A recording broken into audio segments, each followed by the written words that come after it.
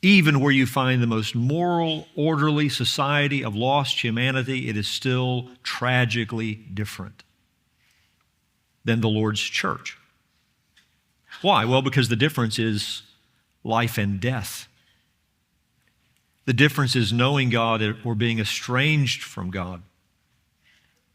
Lost humanity is spiritually dead. The Church of Jesus Christ is spiritually alive. Lost humanity's morality at its very best still reflects dead works. Moral deeds at their very best still are filthy rags, which is why it's shocking when you hear the Lord of the church addressing one of his churches, and he says to that church, "You are dead." Verse 1, to the angel of the church in Sardis write, "This is what he who has the seven spirits of God and the seven stars says, I know your deeds, that you have a name that you are alive, but you are dead." He's not saying this to a nation. He's not saying this to a city of lost people. He's saying this to one of his churches. You are dead.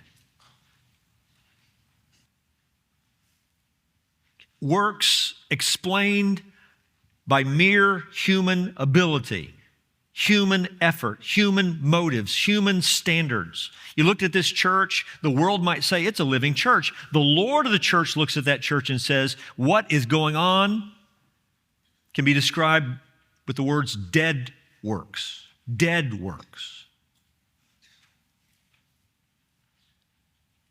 But we must not imagine that a church can be characterized by dead works unless it's also characterized by dead people.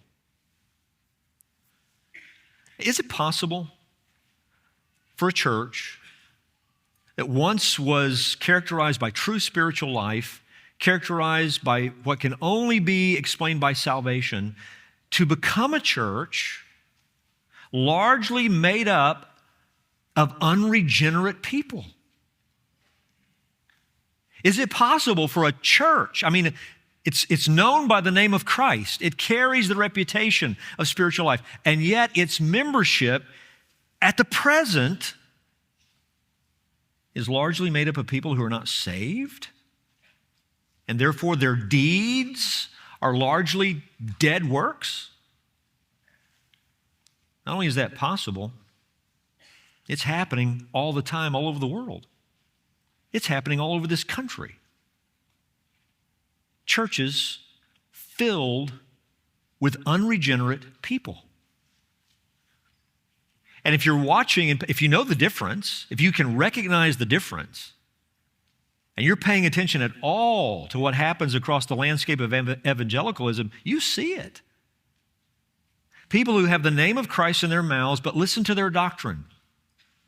Listen to their worldview, how they see the world. Listen to what they think about, I just think about the conference we just come out of. Their worldview concerning marriage, gender, sexuality. Listen even to how they evaluate success. And you recognize that you have a worldview that is actually earthly, natural, demonic, while Jesus is on their lips.